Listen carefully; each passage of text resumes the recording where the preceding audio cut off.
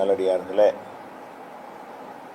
அல்லாஹ்வின் அழகிய பண்புகள் என்ற இந்த ஜும்மா தொடர் உரையில் ரஹ்மான் ரஹீம் என்ற அளவற்ற அருளாளன் நிகரற்ற அன்புடையோன் என்ற இரண்டு பண்புகளை குறித்து நாம் தொடராக பார்த்து வருகிறோம். இஸ்லாத்தினுடைய சட்டதிட்டங்களை எடுத்துக்கொண்டாலும், அதனுடைய கொள்கைகளை எடுத்துக்கொண்டாலும், அதனுடைய கோட்பாடுகளை எடுத்துக்கொண்டாலும், அவற்றிலெல்லாம் இந்த ரஹ்மான் என்ற பண்பு உள்ளே மறைந்திருப்பதை நாம் காண முடியும் என்பதை தான் கடந்த சில வாரங்களாக நம்ம பார்த்து வருகிறோம். அதனுடைய தொடர்ச்சியாக இந்த உலகத்திலே நாம் வாழும் பொழுது நிறைய இழப்புகளை சந்திக்கிறோம், துன்பங்களை சந்திக்கிறோம், நோய் நொடிகளுக்கு உள்ளாகிறோம், பொருளாதார நிலையிலே மிகுந்த சிரமப்படுகிறோம். இப்படியெல்லாம் சிரமப்படுகிற காரணத்தினால் அல்லாஹ் அங்கேயும் தன்னுடைய அருளாளன் என்ற முத்திரையை பதிக்கிறதை பல சம்பவங்கள் வழியாக நம்ம அறிந்து கொள்ள முடிகிறது. ஆயிஷா நாயகி அறிவிக்கிறார்கள், என்னிடத்தில் ஒரு பெண்மணி வந்தார். அவரோடு இரண்டு புதல்விகளையும் ரெண்டு பொம்பளை பிள்ளைகளையும் கூட்டிக் கொண்டு ஒரு பெண்மணி வருகிறார். வந்து ஏதாவது யாசகம் கேட்கிறார். சாப்பாட்டுக்கு ஒன்றுமே இல்லை, ஏதாவது கொடுங்கள் என்று அவர் ஆயிஷா நாயிட்ட கேட்கிறார். ஆயிஷா நாயகி அவர்கள் சொல்றாங்க, என்னிடத்தில் ஒரே ஒரு பேரிச்சம்பழம் தான் இருந்தது, அதை தவிர ஒன்றுமே இல்லை. அதை நான் அந்த பெண்மணிக்கு கொடுத்தேன். அவர் என்ன செய்தார் என்று கேட்டால், அந்த ஒரு பேரிச்சம்பழத்தை வாங்கி இரண்டாக பீத்து ரெண்டு பொம்பளை பிள்ளைகளுக்கும் தலா ஒரு துண்டை கொடுக்குறாங்க. இந்த அம்மா வந்து சாப்பிடவே இல்லை. அப்போ பசித்து வருகிறார்கள், ஒரு பேரிச்சம்பழத்தை கொடுக்குறோம், அதை ஒரு மூன்றாக பிரித்து அவங்க கொஞ்சம் வைத்துக் கொள்ளலாம். ஒரே ஒரு பேரிச்சம்பழம் தான் இருக்குது, அதை ரெண்டாக பிரித்து தன்னுடைய மகளுக்கு கொடுக்குறாங்க. இதை சாப்பிட்டு போயிட்டாங்க. பிறகு நபிகள் நாயகம் ஸல்லல்லாஹு அலைஹி வஸல்லம் அவர்கள் வீட்டுக்கு வந்த உடனே ஆயிஷா நாயகி வந்து இதை சொல்றாங்க ரசூலுல்லாஹ்ட்ட. இந்த மாதிரி ஒரு அம்மா யாசகம் கேட்டு வந்தாங்க, ரெண்டு பெண் குழந்தைகளோடு வந்தாங்க, என்னிடத்தில் ஒன்றும் இல்லாத காரணத்தினால் ஒரு பேரிச்சம்பழம் தான் இருந்தது, அதை அவங்களுக்கு கொடுத்துட்டேன். அந்த அம்மா சாப்பிடாம அதை ரெண்டாக பிரித்து அந்த குழந்தைகளுக்கு கொடுத்து விட்டு அவங்க பட்டினியா இருந்து போயிட்டாங்க. இந்த செய்தியை சொல்றாங்க. அப்ப ரசூல் ஸல்லல்லாஹு அலைஹி வஸல்லம் சொல்றாங்க, மணிபு துளிய மின் ஹாதிஹில் பனாத்தி பிஷையின், இந்த பெண் பிள்ளைகளை கொண்டு யாராவது சோதிக்கப்படுவார்களே ஆனால் குன்னலஹு சித்ரம் மினன்னார், இந்த பெண் குழந்தைகள் அவரை நரகத்திலிருந்து தடுக்கிற ஒரு திரையாக, ஒரு தடையாக ஆவார்கள் இப்படின்னு ரசூல் ஸல்லல்லாஹு அலைஹி வஸல்லம் சொல்றாங்க. இது புகாரியில 1418வது ஹதீஸில் இடம்பெற்றிருக்கிறது. இதுல உள்ள விஷயம் என்னவென்று சொன்னால், அந்த வந்த பெண்மணிக்கு எந்த ஆதரவும் இல்லை. கணவர்லாம் இருந்தா அவர் கவனிச்சிருப்பாரு. கணவர் இல்லாம, கவனிப்பதற்கு பெற்றோர் இல்லாம ஒரு தாய் தான் இந்த ரெண்டு பொம்பளை பிள்ளையும் வைத்துக் கொண்டு கவனிக்கிறார். இது எவ்வளவு சிரமம். இந்த சம்பவத்தை சொன்னவுடனே ரசூல் ஸல்லல்லாஹு அலைஹி வஸல்லம் அவர்கள் ஒரு சம்பவம் தானே காதுல கேட்டு போகல, இது ஒரு நிகழ்ச்சி தானே அப்படியா அப்படின்னு போயிடும் நம்மளா இருந்தா. ரசூல் ஸல்லல்லாஹு அலைஹி வஸல்லம் அவர்கள் அதுல உள்ள அனைத்து விஷயங்களும் கவனிக்கிறாங்க. ஒரு தாய் வருது, ரெண்டு பிள்ளைகள் அழைத்து வருது, ஒன்னு கொடுக்கறது ஒண்ணுமே இல்லை. அப்ப கிடைக்கிற அந்த ஒரு பேரிச்சம்பழத்தை ரெண்டாக கொடுக்கிறதா இருந்தா எவ்வளவு சிரமப்பட்டு அந்த பெண் குழந்தைகள் அந்த தாய் வளர்க்குது. இந்த பெண் குழந்தைகளால் அந்த தாய் எவ்வளவு சோதனைக்கு உள்ளாக்கப்பட்டிருக்கிறது என்பதையெல்லாம் ரசூல் ஸல்லல்லாஹு அலைஹி வஸல்லம் அவர்கள் கவனத்துக்கு கொண்டு வர்றாங்க. கொண்டு வந்து சொல்றாங்க, இவ்வளவு கஷ்டப்பட்டு வளர்க்குறீங்கல்ல, ஆண் குழந்தை என்றால் அவங்க சிரமம் வளர்த்துருவார்கள் கஷ்டம் இல்லாம. பெண் குழந்தைகள் என்று சொன்னால் அதை வளர்த்து ஆளாக்குவது ரொம்ப பெரிய சிரமம் என்ற காரணத்தினால் அப்ப ரசூல் ஸல்லல்லாஹு அலைஹி வஸல்லம் சொல்றாங்க, இந்த பொம்பளை பிள்ளைகளை வைத்துக் கொண்டு சிரமப்பட்டு கஷ்டப்படுறீங்க என்று சொன்னா இதன் காரணமாகவே அல்லாஹ் என்ன செய்யறான், நரகத்திற்கு நம்ம போக இருந்தால் இதை கொண்டு தடுத்து விடுகிறான். நம்ம நரகத்துக்கு போற அளவுக்கு நம்முடைய மார்க் குறைவாக இருக்கிறது, சொர்க்கத்துக்கு போற அளவுக்கு மார்க் இல்லை. அப்ப நரகம் தான் என்கிற ஒரு நிலைமை வரும் பொழுது இதை ஒரு அமலாக, இது ஒரு பெரிய காரியம் இல்லை. கஷ்டப்படுறது, சோதனை செய்வது தொழுகு மாதிரி உள்ளதா, நோன்பு மாதிரி உள்ளதா, ஜக்காத்து மாதிரி உள்ள ஒரு விஷயமா, இறைவனுக்கு அர்ப்பணிக்கிற ஒரு விஷயம் ஏதாவது இருக்குதா? அவங்க பெத்த பிள்ளை அவங்க கவனிக்கிறாங்க, சிரமப்பட்டு எல்லாரும் கவனிக்கிற சாதாரண ஒரு நடைமுறை தான். ஆனாலும் நம்ம இவர்களுக்கு ஒரு சோதனை கொடுத்திருக்கிறோம், ஒரு சிரமத்தை கொடுத்திருக்கிறோம், அந்த சிரமத்திற்காக மற்றவங்களுக்கு கொடுக்காத சிரமத்தை கொடுத்திருக்கிறோம் என்று சொல்லும் பொழுது அல்லாஹ் என்ன செய்யறான், அதுக்கு ஒரு கூடுதல் கருணையை காட்டுறான். ஒரு அமலும் இல்லாம ஒன்றும் இல்லாம இருந்தா கூட நீ நரகத்துக்கு தான் போவா என்கிற நிலையில் இருந்தா தான் இந்த வார்த்தையை சொல்ல முடியும். நரகத்துக்கு செல்வதற்கு அது தடையாக இந்த குழந்தைகள் ஆவார்கள். அப்ப இந்த தாய் தந்தையர்கள் கஷ்டப்பட்டு பிள்ளைகளை வளர்க்குறாங்க. மற்றவங்களுக்கு கொடுத்த பொருளாதார வசதி உங்களுக்கு இல்லை, எந்த வருமானமும் இல்லை, ரொம்ப சிரமப்பட்டு தான் வளர்க்குறாங்கன்னு சொன்னா ஒவ்வொரு வினாடியும் அது எவ்வளவு துன்பப்படுவார்கள் தெரியும். அந்த துன்பத்தை எல்லாம் அல்லாஹ் என்ன செய்யறான், கவனத்தில் கொண்டு இதுக்காண்டி உனக்கு சொர்க்கம், இதன் காரணமாக நரகத்துக்கு போகாம உன்னை நான் தடுப்பேன், இந்த பிள்ளைகளை அதற்கு காரணமாக ஆக்குவேன் என்று அல்லாஹ் சொல்லுவார். அல்லாஹுடைய அந்த முடிவை நபிகள் நாயகம் ஸல்லல்லாஹு அலைஹி வஸல்லம் அவர்கள் நமக்கு சொல்லுகிறார்கள் என்று சொன்னால் இது அல்லாஹ்வுடைய கருணை தெரியுதா இல்லையா?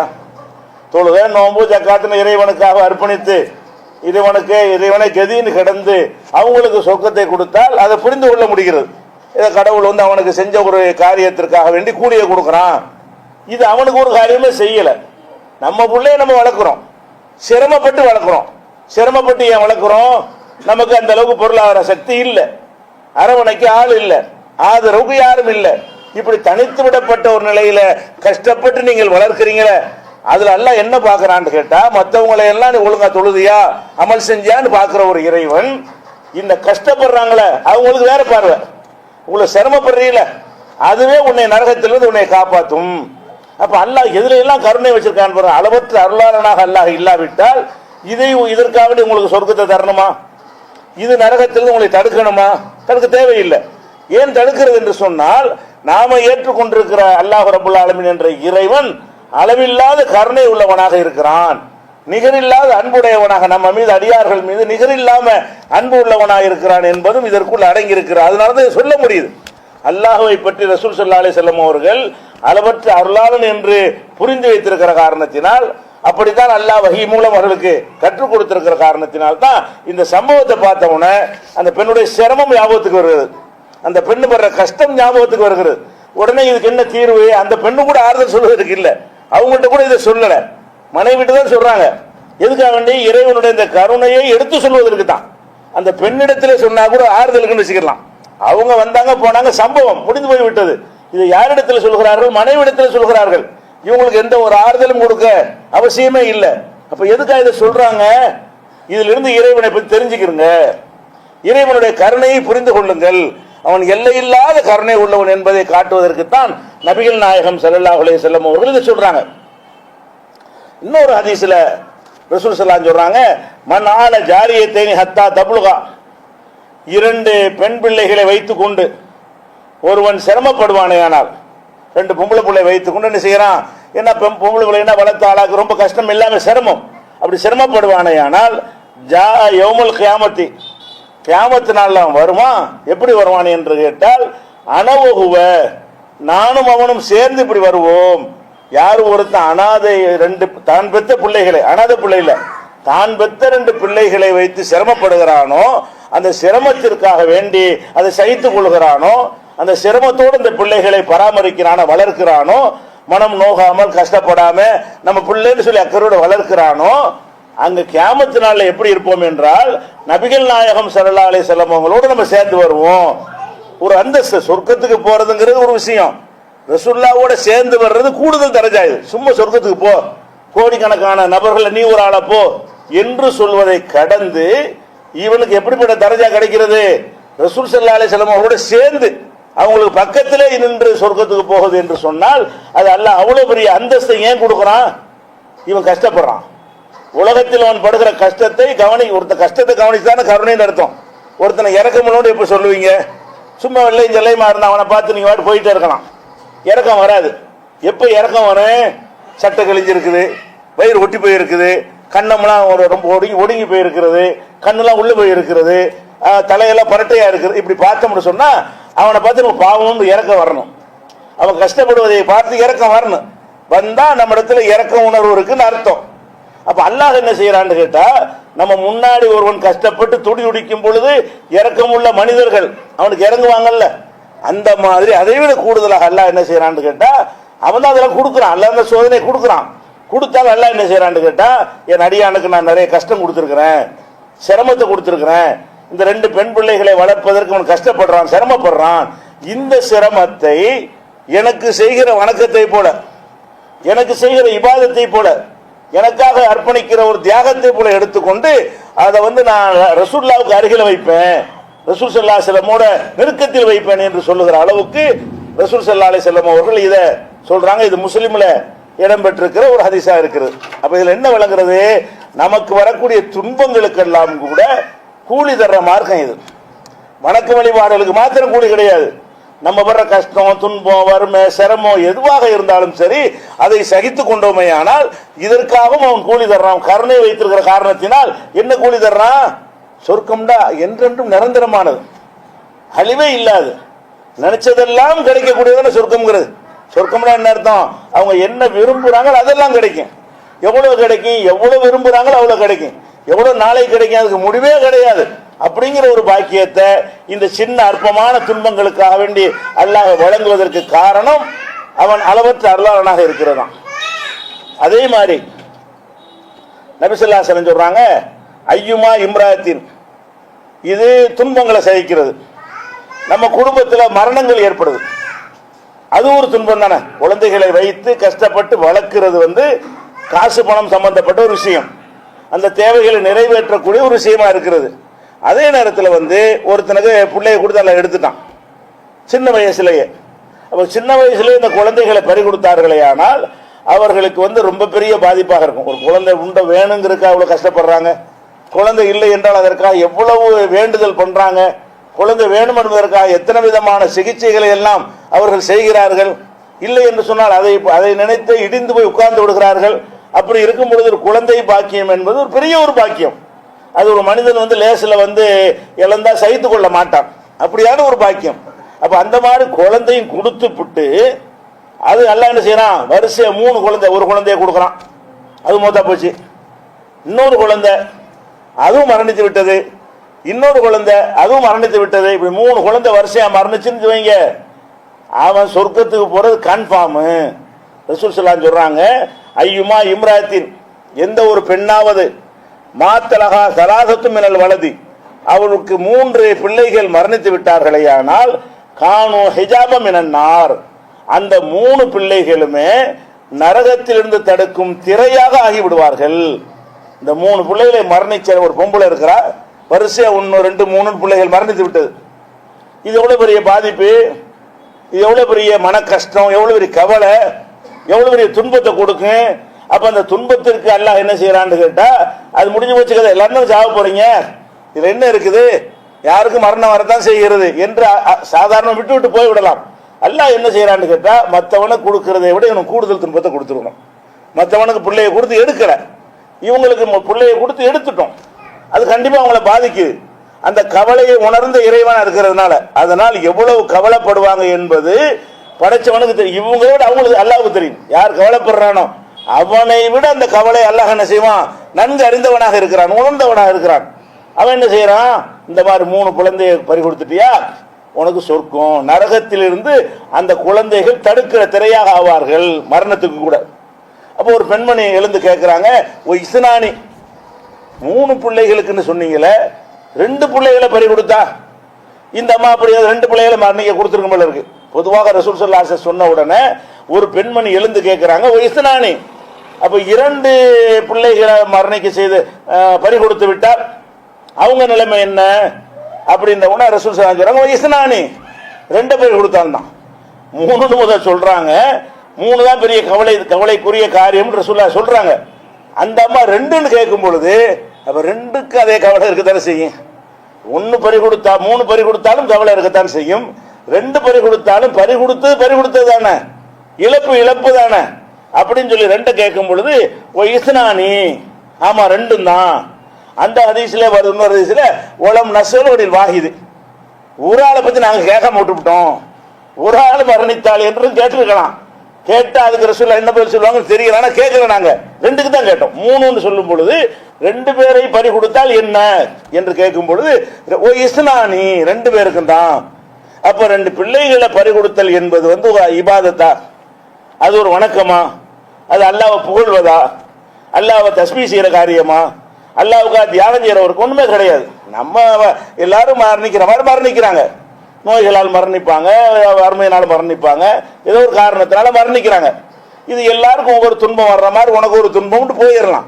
ஆனா அல்லாஹ் என்ன செய்யறான், அந்த குழந்தைகள் பறி கொடுத்தவருடைய உள்ளத்தை பார்க்கறான். அது எவ்வளவு வேதனைப்படும், அந்த இழப்பு எவ்வளவு பெரிய விஷயமாக இருக்கும். அப்ப எல்லாருக்கும் இல்லாம எனக்கு ஒரு இழப்பு கூட வந்துருச்சே என்று அவங்க துடிக்கும் பொழுது கவலைப்படாத, நான் அளவற்ற அருளாளன் இருக்கிறேன், இதுவே உன்னை சொர்க்கத்துக்கு சேர்ப்பதற்கு காரணமாக அமையும். இந்த 2 பிள்ளைகளை நீங்கள் பறி கொடுத்ததை உங்களை சொர்க்கத்தில் கொண்டு வந்து சேர்த்து விடும் அப்படின்னு சொல்லி ரசூல் ஸல்லல்லாஹு அலைஹி சொல்றாங்க. இது புகாரில் 1249 ஹதீஸில் இருக்கிறது. இன்னொரு ஹதீஸ்ல சொல்றாங்க, இப்ப சொர்க்கம் நரகம் இருக்குல்ல, அதோட அமைப்பு எப்படி இருக்கும்னு கேட்டா, இப்ப சொர்க்கத்துக்கு நம்ம போவதாக இருந்தால் மஹ்ஷர்ல அல்லாஹ் விசாரிக்கிறான், மஹ்ஷர் மைதானத்தில் விசாரிக்கிறான். விசாரிச்ச பிறகு அதுக்கப்புறம் நரகம் தான் இருக்கும். நரகத்தை கடந்துதான் சொர்க்கம் இருக்கும். சொர்க்கத்துக்கு ஒருத்தர் தீர்ப்பளிக்கப்பட்டாலும் அவர் நரகத்தை தாண்டி தான் போக முடியும். அல்லாஹ் எப்படி அமைத்து வைத்திருக்கிறான்னு சொன்னா, இந்த நரகத்தை லேசாவாச்சும் ஒருத்தர் அனுபவிக்கணும். சொர்க்கத்துக்கு போறவனா இருந்தாலும் சரி, இந்த நரகத்தை கண்ணாலையாவது பார்க்கணும், அதனுடைய வெப்பத்தை லேசாவாச்சும் உணரணும் என்பதற்காக அல்லாஹ் என்ன செய்யறான்னு கேட்டா, சொர்க்கவாசின்னு தீர்ப்பளிச்சவன இங்க இருந்து ஜம்ப் பண்ணி போய் சொர்க்கத்துக்கு குதிக்க முடியாது. மஹ்ஷர் மைதானத்திலிருந்து அதை தாண்டி போயெல்லாம் குதிக்க முடியாது. அல்லாஹ் என்ன செய்யறான்னா, நரகத்தின் மீது ஒரு பாலத்தை அமைக்கிறான். அந்த பாலத்தின் மீது கடந்து செல்வார்கள். அப்ப இது யாரா இருந்தாலும் நரகத்துக்கு போகாம இருக்க முடியாது. ரசூலுல்லாஹா இருந்தாலும் சரி, யாரா இருந்தாலும் சரி, இந்த நரக சந்திப்பு எல்லாருக்கும் உண்டு. எந்த நரக சந்திப்பு? சொர்க்கத்திற்கு போவதற்காக நரகத்தின் பாலத்தின் மீது ஏறி போறமே, அதுவும் நரகத்துக்கு போறது தானே. நரக வேதனை அதுல படத்தானே செய்யும், நரகத்தினுடைய வெப்பம் தெரியத்தானே செய்யும். அவ்வளவு பிரம்மாண்டமான வெப்பமா தானே இருக்கும். அப்ப கீழே குத்து பார்த்தா அது உள்ள துன்பங்கள் அனைத்துமே நமக்கு தெரியுமே. இவ்வளவு கஷ்டத்தை இருக்கும். அதை ரசூலுல்லாஹ் சொல்றாங்க, இந்த பாலத்துல போகும்போது யாரா இருந்தாலும் இம்மின்கும் இல்லா வாரிதுஹா, குர்ஆன்ல அல்லாஹ் சொல்றான், உங்களில் யாராக இருந்தாலும் நரகத்திற்கு வந்தே தீர வேண்டும் அப்படின்னு குர்ஆன்ல ஒரு வசனம் இருக்கு. 19வது அத்தியாயத்துல 71வது வசனத்துல அல்லாஹ் சொல்றான், வ இம்மின்கும் இல்லா வாரிதுஹா வ கான அலா ரப்பிக ஹத்மன் மக்லியா, உங்களில் யாராக இருந்தாலும் நரகத்திற்கு வந்தே தீர வேண்டும் அல்லாஹ். இது இறைவன் கட்டாய கடமையாக்கி ஒன்றுங்கிறான்.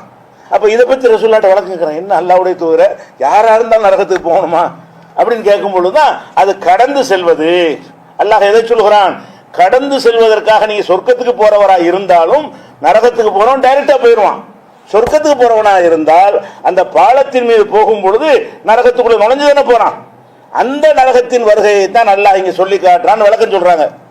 அதை இந்த இடத்துல யாவும் காட்டுறாங்க ரசூல் ஸல்லல்லாஹு அலைஹி வஸல்லம். எப்படி லா யமூத்து லி முஸ்லிமின் ஸலாஸத்து மினல் வலதி, ஒரு முஸ்லிமுக்கு 3 பிள்ளைகள் மரணித்து விட்டார்களே ஆனால் ஃபயலிஜன்னார், அவன் நரகத்தின் நுழையுதல் என்பது கிடையவே கிடையாது.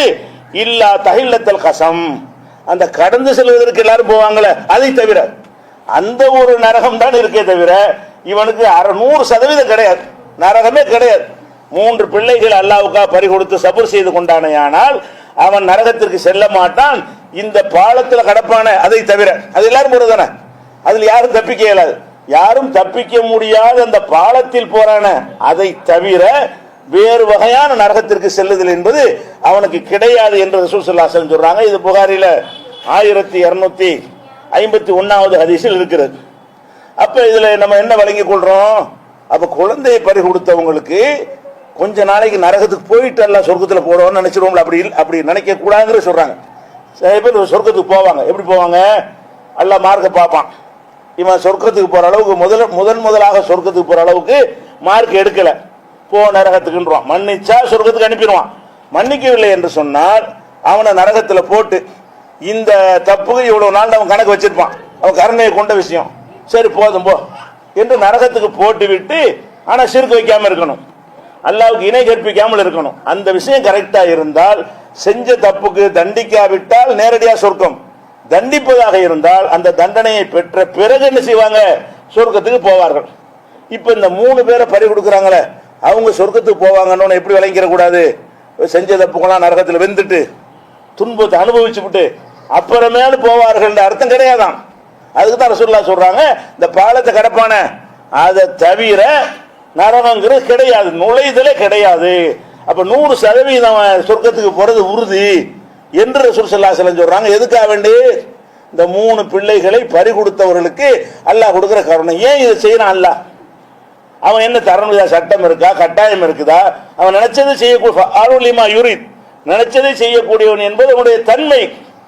ஆனாலும் அவனே சொல்ற மாதிரி என்னுடைய கோபத்தை என்னுடைய ரஹமத்து மிகைத்து விட்டது, எனக்கு கோபம் வரும், எனக்கு கருணையும் இருக்கிறது, ரெண்டுக்கும் போட்டி வந்தா கருணை தான் ஜெயிக்கும் அல்லாஹ் சொல்றான். அல்லாஹ் எப்படி சொல்றான்?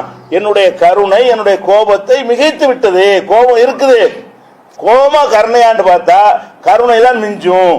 அதனால இந்த 3 பிள்ளைகளை பறி கொடுத்தவங்கள்ட்ட கோபிக்கிற விஷயங்கள் நிறைய இருக்கும். 3 பிள்ளையை பறி கொடுத்தான் இல்லையா, அது எத்தனை பாவங்கள் செஞ்சிருப்பான், எத்தனை தப்புகள் செஞ்சிருப்பான், அல்லாஹ் கோபத்தை ஏற்படுத்தக்கூடிய வகையில் பல காரியங்களை செஞ்சிருப்பான். அதுக்கு கோபம் வரணும். 3 பிள்ளைகளை பறி கொடுத்து பொறுமையா இருந்தானே, இது கருணை வரணும். எவ்வளவு வரணும்? கொஞ்சம் தான் வரணும். செஞ்ச பாவம் அம்புடு. ஆனா அல்லாஹ் என்ன செய்யுது?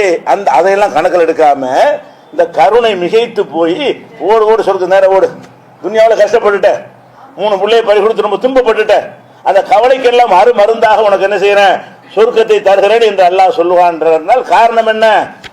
அளவற்ற அல்லாஹ் இருந்தான். எல்லாத்திலையும் இருக்கும். நீங்க இஸ்லாத்தினுடைய எந்த ஒரு போதனை எடுத்து பார்த்தாலும் அல்லாஹ் ரஹ்மான் என்பது அதற்குள்ள ஒளிஞ்சிருக்கும். அளவற்ற அருளாளன் என்ற தன்மை அதற்குள்ள இருக்கிறத பார்க்கலாம்.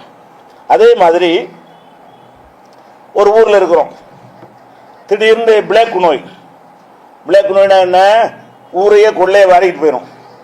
காலரா பிளாக்னு ஒரு நோய் வருதுல, இந்த நோய் வந்துச்சுன்னு சொன்னா ஒருத்தன் ஒருத்தன் அது பாட்டுக்கு போய்கிட்டே இருப்பாங்க. இந்த மருத்துவம் வேலை செய்யாது, கூட்டமா செத்து மடிஞ்சு கொண்டே இருப்பார்கள். அந்த மாதிரி வரக்கூடிய நோயில பலரும் மடிஞ்சிருவாங்க. திடீர்னு பாத்தீங்கன்னா வரிசையா போயிட்டே இருப்பாங்க. இதுக்கு என்னது, எல்லாரும் தான் போயிட்டு போறாங்களே அப்படின்னு இல்லாம அல்லாஹ் என்ன செய்யறான்டா, ரசூலுல்லாஹ் சொல்றாங்க, தாவூனு ஷஹாதத்துன் லிகுல்லி முஸ்லிமின். இந்த பிளேக்கு காலரா போன்ற கொள்ளை நோய் என்னன்னு கேட்டா நிறைய அள்ளி போட்டு போறது. டெய்லி 1 2 3 4 போயிட்டு இருக்கும்ல, அதுக்கு பிறகுதான் கொள்ளை நோய்பாங்க. அதான் பேஜில் போறது, காலராவில் போறது, பிளேக்ல போறதுங்கிறாங்களா. இந்த மாதிரியான நோய்கள்ல ஒரு கூட்டமா செத்துட்டு போறாங்கன்னு வைங்க. அதை பற்றி ரசூலுல்லாஹ் சொல்லும்போது சொல்றாங்க, அத்தாவூனு ஷஹாதத்துன் லிகுல்லி முஸ்லிமின். இந்த பிளேக்கு காலராவில் மரணித்தல் என்பது ஒவ்வொரு முஸ்லிமுக்கும் அது ஷஹாதத்து, வீர மரணம். ஷஹாதத்துனா என்ன? ஷஹீதுங்கிறோம்ல, ஷஹீதுடைய மரணம். ஒரு யுத்தத்தில் போய் போருக்கு போய் மார்க்கத்துக்காக வேண்டி, தீனுக்காக வேண்டி, நியாயத்துக்காக வேண்டி யுத்தம் செய்யறோம். அந்த யுத்தத்தில் போய் வெட்டுப்பட்டு குத்துப்பட்டு சாவுறது இப்பதான் ஷஹீது. நியாயமான காரணத்துக்காக அல்லாஹ்வுக்காக வேண்டி களத்தில் இறங்கி அடி வந்தாலும் உத வந்தாலும் சாவே வந்தாலும் நான் தயார் என்று சொல்லி போய் அதுல அவன் செத்தும் போயிடுறான், உயிரை தியாகம் பண்ணிடுறான். இது அவனா தேர்ந்தெடுத்து போறான். இந்த வீர மரணம் அடைகிறான அவன் மீது திடீர்னு அவன் மீது ஏற்படல, அவனாத்தான் விரும்புறான், அவனாத்தான் நாடுகிறான், அவனாத்தான் பயணப்பட்டு போறான். போனா வெட்டு குத்தலாம் வரும், கஷ்டம் இருக்கும்னு தெரிகிறது, அதுக்கப்புறம் சாவும் வரும்னு தெரிகிறது. அப்படி போனவனுக்கு ஷஹீதுன்னா அது ஓகே, கொடுக்க வேண்டிய விஷயம் தான். அவனுடைய தியாகத்திற்கு கூடிட்டு வந்துடும். இவன் ஒண்ணுமே செய்யலையே, காலராண்டி இவனா கேட்ட வாங்கினா, இவன் பாட்டுக்கு ஊர்ல இருக்கிறான், நம்ம சாவணும்னு நினைக்கவே இல்லை, அல்லாஹ்வுக்கு உயிரை கொடுக்கணும்னு நினைக்கவும் இல்லை. அது அவனா தேடி அவன் விரும்பி அவன் நீயத்தை வச்சு ஆசைப்பட்டு இந்த காலரா பிளேக்லாம் வந்துச்சா? இவனுக்கு எந்த ரோலுமே இல்லை. இருந்தாலும் இன்னும் கொஞ்ச நாள் இருப்பான்னு நம்ம நினைப்போம்ல, போயிட்டான்ல, அல்லாஹ்வுடைய நாட்டப்படி தான் போறான். அவனுக்கு திடீர்னு போகும் பொழுது அவனுடைய உயிரை முன்கூட்டி எடுத்த மாதிரி ஒரு ஃபீலிங் வருதுல்ல, அதெல்லாம் வரும்போது என்ன செய்யறது, அவனுக்கு ஒரு கூலி அல்ல நிர்ணயிக்கிறான். இந்த மாதிரி வந்துருச்சுன்னு சொன்னா அதுக்காக வேண்டி கவலைப்படாதீங்க, நமக்கு ஆறுதலா இருக்காது. செத்து போனவனுக்கு ஒன்றும் தெரியாது, இது நமக்கு என்ன ஆறுதலா இருக்கு, நம்ம அண்ணன் தம்பி மாமா மச்சான் யாராவது அப்படி போயிட்டாங்கன்னு சொன்னா சரி அல்லாஹ் அவங்க ஷஹாதத் அந்தஸ்து கொடுப்பான், ஆறுதல் அடைஞ்சுக்கிடுவோம். ஆனா அவனுக்கு என்ன கிடைக்கிறது, இவனே நம்ம எடுத்துட்டோம், கூட்டத்தோட கொள்ளை நோயில இவனை உயிரை கைப்பற்றிட்டோம், இவனுக்கு ஏதாவது செய்யணும். ஏன் செய்யணும், போராட விட்டுற வேண்டியதானே, ஏன் செய்யணும் நல்லா நினைக்கிறான். இவனை நம்ம ஒரு கஷ்டப்படுத்தி அந்த உயிரை வாங்கியிருக்கிறோம், ஒரு நோய் நொடியை கொடுத்து அதன் மூலம் அவனுடைய உயிரை எடுத்திருக்கிறோம்.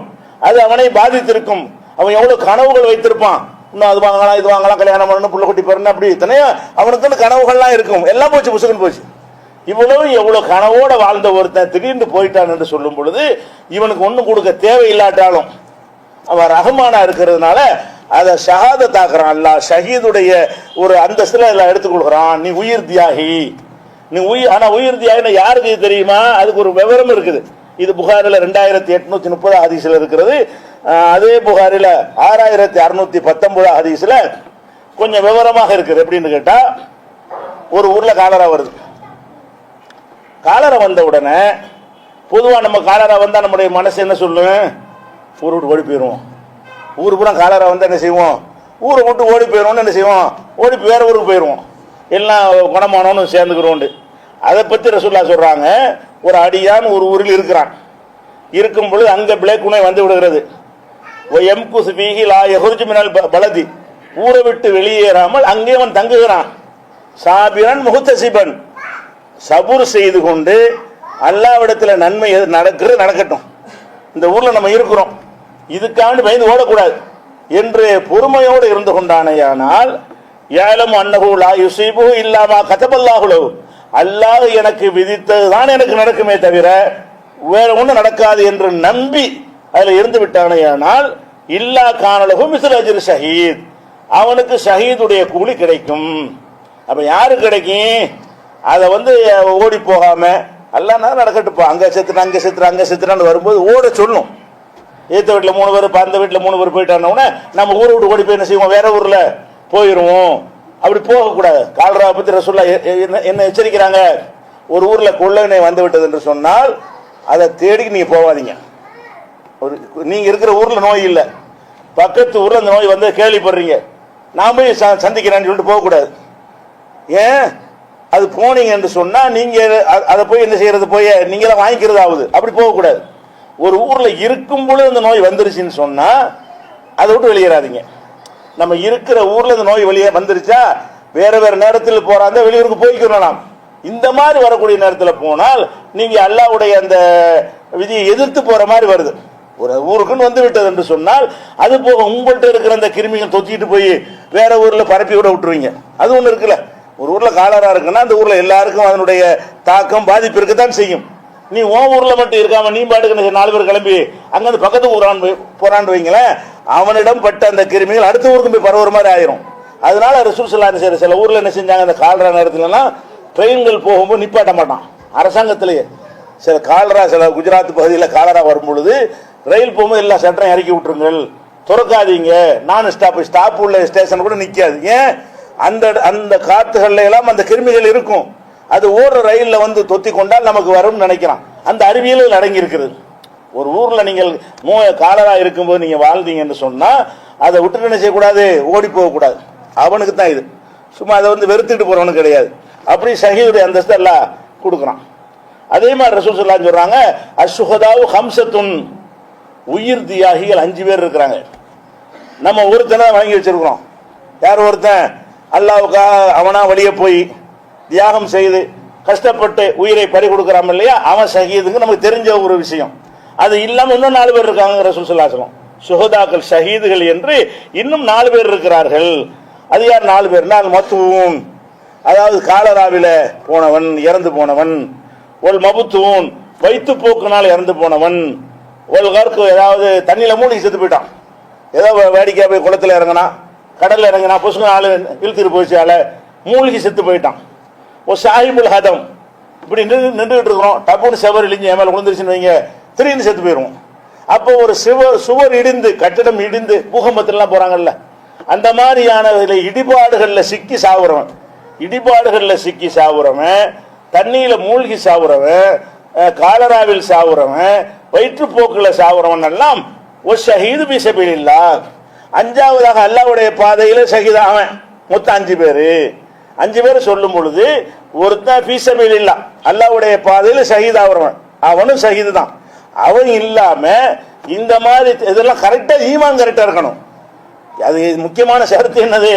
அல்லாஹ்வை பற்றிய நம்பிக்கை அமல் விஷயத்துல முன்ன பின்ன இருந்தாலும் அல்லாஹ்வை பற்றிய நம்பிக்கையில, ஈமான்ல, அந்த தௌஹீதுல, ஏகத்துவ கொள்கையில இல்லாட்டி அவங்க போகவே முடியாது, சொர்க்கத்திற்கு செல்லவே முடியாது. அந்த ஈமான் இறை நம்பிக்கை கரெக்டாக இருக்குமே. ஆனால் அப்படிப்பட்டவர்கள் காலராவில் போயிட்டாங்களா, அல்லாஹ் அவருக்கு சொர்க்கத்தை ஷஹீதுடைய அந்தஸ்தை கொடுக்க போறான். வயிற்றுப்போக்கில் போயிட்டாங்களா, ஷஹீத் அந்தஸ்தை கொடுப்பான். இடிஞ்சி விழுந்து செத்துட்டாங்களா, அவங்களுக்கு ஷஹீதை கொடுப்பான். மூழ்கி செத்துட்டாங்களா, இதெல்லாம் புகாரில் 2829வது ஹதீஸில் இருக்கிறது. இப்படி நபிகள் நாயகம் ஸல்லல்லாஹு அலைஹி வஸல்லம் அவர்கள் உலகத்தில் நம்ம படுகிற துன்பங்கள், நமக்கு ஏற்படுற இழப்புகள், கஷ்டங்களுக்கெல்லாம் அல்லாஹ் எவ்வளவு அந்தஸ்து தர்றான்னு பாருங்க. சொர்க்கத்தை தர்றேன்னு ஒரு அந்தஸ்து, ரசூலுல்லாஹ்வுக்கு பக்கத்தில் நீ பாண்டு ஒரு அந்தஸ்து, சொர்க்கத்துக்கு போறத தடையாக நரகத்துக்கு போகிற குழந்தைகள் தடுக்கும் அப்படிங்கிற ஒரு அந்தஸ்து. இது ஷஹீத் அந்தஸ்து. இது என்ன அந்தஸ்து? உயிர் தியாகிக்கு என்ன கொடுப்பான்ல, நபிமார்களுக்கு அடுத்து அவங்களுக்கு தான். நபிமார்களுக்கு அடுத்த நிலையில் யார் இருப்பார்கள் என்று கேட்டா ஷஹீதுகள் தான் இருப்பாங்க. ஏன்னா அவங்க பெரிய தியாகி. நபிமார்கள் அல்லாஹ்வால் தேர்ந்தெடுக்கப்பட்டவங்க, அதை விட்டுருங்க. மற்றவங்களை எடுத்துக்கொண்டோமே ஆனால் அதிகமான அந்தஸ்து யாரு கிடைக்கும் என்றால் உயிர் தியாகி கிடைக்கும், ஷஹீது கிடைக்கும், இவங்களுக்கு கிடைக்கும். இது எதை கொண்டு கிடைக்குது? இவன் என்ன தியாகம் பண்ணா? கருணை கொண்டு தான் கிடைக்கிறது. எதனால் இது கிடைக்கிறது? அவன் கருணை பண்ற. போல இடிஞ்சு செத்தா உனக்கு நான் கூலி தரணும். நீனாவை தேர்ந்தெடுத்த, நீனாவை போய் உயிரை கொடுத்த, நீனாவை போய் அல்லாஹ்வுக்காக உயிரை அர்ப்பணிக்கிற நியத்து வைத்த, ஒண்ணுமே இல்லையே, உனக்கு தர வேண்டியது இல்லையே அப்படின்னு கணக்கு பார்த்தா அவன் அருளாளன் இல்லைன்னு ஆயிரும். அல்லாஹ் என்ன செய்யறான்? அளவற்ற அருளாளன் இருக்கும் பொழுது இவன் ஒன்னும் செய்யலதான், நம்ம தானே திரும்பி மரணத்தை கொடுத்துருக்கிறோம். அவன் எவ்வளவு ஆசைகள் கனவுகள்லாம் இருக்கு, கூட்டு சொர்க்கத்தை என்று அல்லாஹ் என்ன செய்யறான் கேட்டா அந்த கருணையின் வெளிப்பாடாக இவங்களை எல்லாம் சொர்க்கத்தையும் கொடுத்து தரஜாவையும் அதிகப்படுத்துறான். ஷஹீத் என்கிற ஒரு அந்தஸ்தையும் அல்லாஹ் கொடுக்கிறான் என்று பார்க்கிறோம். இன்னும் அளவற்ற அருளாளன் என்பதற்குள்ள நிறைய விஷயங்கள்